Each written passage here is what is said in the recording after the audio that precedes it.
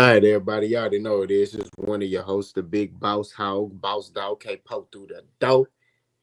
We got our other host. I told y'all we back again. We got Jay Peso. How you doing, man? Let the panel know, let everybody know how you been. And then we're gonna get to the meat and potatoes of the situation. First and foremost, I am amazing. I am over the moon right now. I am loving life and all it has to offer. And I hope everybody else is as well. Sports are amazing right now. It's getting crazy. It's getting sticky, and I'm here for it. I'm here for all of it. I'm ready to get to it. I'm ready to get to it. All right, man. That's good. That's good, brother.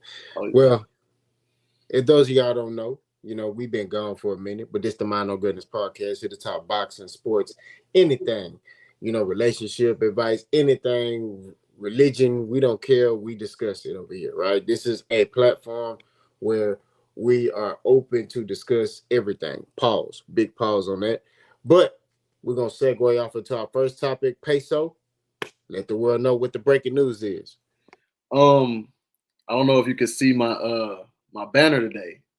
Last time I had the Ohio State University fan up there. I'm actually repping a couple of my teams right now.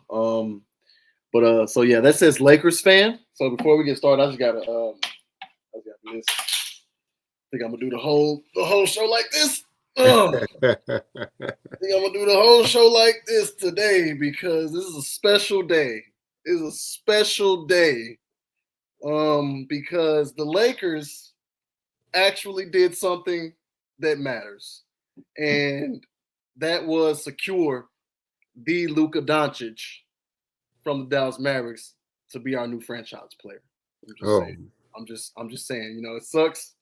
So if I'm looking at the trade, we get Luka, Maxi Kleber, Markieff Morris, and we're sending to Dallas AD, which sucks. We'll get to that in a second. Max Christie, that sucks as well. Really like Christie. Our 2029 LA our first round pick for 2029 draft. And I guess Utah was the third team. You got to balance the salaries and all that kind of stuff in NBA trades. I know they sent the 2025 Clippers second round and the 2025 Dallas second round and JHS. I'm not gonna lie to you, I don't know what that is off the top of my head. But yeah, bro, what? I can't believe it. I'm just really shocked. Like, I'm sitting here. I just watched LeBron go off for like 30 something in the Garden, triple double. I think he got that last rebound to get the triple double. Beating the Knicks, who've been a great team the last couple of years, especially since Thibodeau got there. So I just watched that, and and then to see this, like I'm speechless. I got to pre-order my 77 jersey like right now, honestly. Craziness, bro. I'm in disbelief. I'm not gonna lie. Peso sent me the Bleacher Report notification that he got, the article, and when I saw it, I didn't know it was Bleacher Report. So when I saw it, I'm thinking it's something from X, like Twitter X, and I'm like, yo, all right. But then I opened it, and it's Bleacher Report, and it says Luka Doncic to the Lakers for Anthony Davis, and a list of other players. And now I'm just looking on ESPN, and they got it on their page, so it's official. So I guess, I'm shocked, man. I'm not gonna lie, because you got LeBron and Luka on the same team. So I will say there's a little cause to pause because LeBron hasn't really worked well with every single teammate he's been with. And then, Luka being a ball dominant player, LeBron not necessarily needing the ball in his hands to be effective, but in crucial moments, I feel like, he might require the ball a little bit more as far as like just from a playmaker perspective. You don't see me do this like several times throughout the show. I'm just saying it feels so natural right now.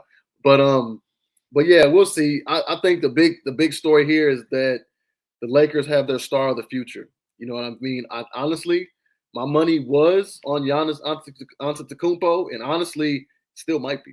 You know what I'm saying? I don't think we're done. To be honest with you, we should like back at the three-peat Phil Jackson days. We secured Shaq from Orlando. You know, we and then drafted this kid Kobe Bryant.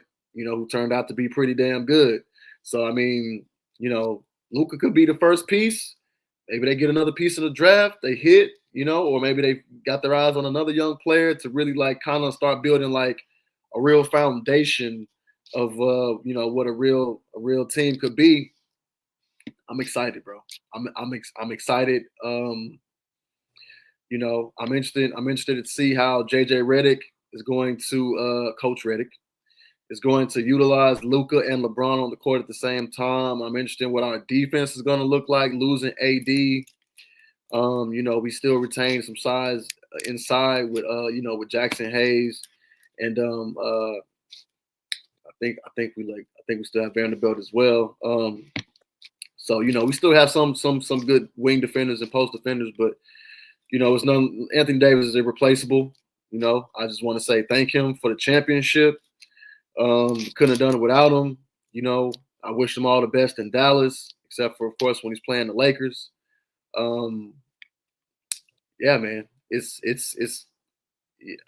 I'm in disbelief, bro. Like I can't believe it. So where do you think this puts the Lakers? I mean, let's say they don't make any other moves. I know you say they still got to play with each other, but just based off the talent alone, you know, Luka can take over a game. You know, LeBron can take over a game. You know, Um, where does this put this Lakers team? just this move alone, honestly, just this move alone, I think leaves us kind of where we are. If not, drops us a little bit, predominantly because of the loss on the defensive end of the court. Um, you know, offense, that's gonna come. You know, you have the all-time leading scorer in NBA history in LeBron James and Luka, who's 25 years old. You know, kid's not even 26 and hasn't averaged less than 21 points in a season. You know what I mean? So, you know, just so they're gonna figure things out on the offensive end. I'm not really concerned. I'm really concerned about defense because in playoff time, when it comes time for you know rubber to meet the road, you got to stop somebody. You know what I mean? Like, because all these teams are good. All these teams have dynamo playmakers. Now we could secure like a, you know, I know he said he didn't want to come here, or not here, but there, but like to us, but like we can get like a De'Aaron Fox. Mm. That'll be like okay, maybe we got a little something. We can maybe make a run this year. You know what I mean? But no, I still think we're like at least like a year or two out, just from a team building perspective to really be competing for a championship, honestly. But I mean, it was a hell of a move. Like I said, kid's 25. By the grace of God, we got him for the next 10 years. We can figure something out in 10 years. You know what I mean? So we'll see how it goes. Hopefully he can stay healthy. Hopefully they can put a good team around him. I got all the trust in the world in JJ Redick. Coach Redick, my bad, I gotta stop calling him JJ. Yeah, bro. You know, but to answer your question directly, I feel like it leaves us kind of where we are, if not drops us a little bit because of the time that you kind of have to allow for these guys to kind of develop some type of playing chemistry together. Because I mean, with the way the All Star game has been changed so many times, even this year, I don't know that crazy 14 format they got this year. Like, you know, Luca had like how many times have Luca and LeBron even played with each other? You know what I mean? Yeah. So yeah, I feel like you got to allow some time for that. But like I said, they're two of the most talented basketball players ever. So I don't doubt that it won't take them too long to figure it out. So I think they're better offensively. I yeah, think defensively they took a hit, you know, big obviously hit, big with hit. AD, but I think offensively they got better. And the only reason I say that is because you got two guys who can handle the ball. You got Luka Doncic, who can handle the ball and take control and take over a game. You got LeBron James, who can do the same thing.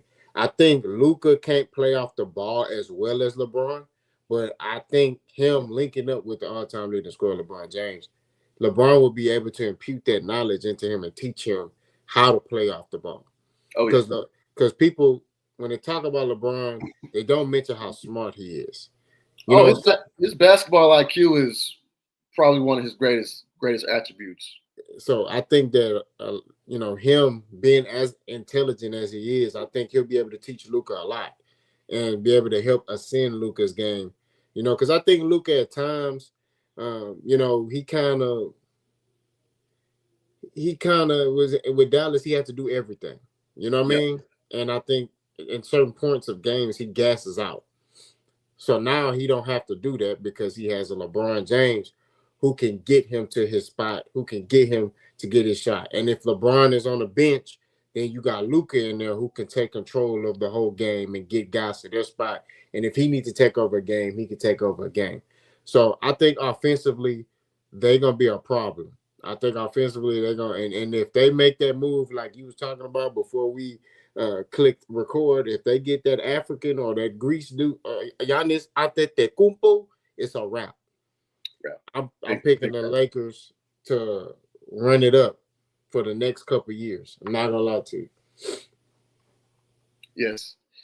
So I don't know where they're getting the money, but they are printing it out there. And just to piggyback on what you said, like um, just as far as the X's and O's go, like I feel like you know having AD down there was a big uh, luxury, but at times I feel like it kind of I don't want to say it was a liability because that's not the word, but it was like I feel like it was too easy for teams to try to, even though it didn't work because AD was still getting his numbers. You know, he was playing MVP ball. You know, before he got hurt.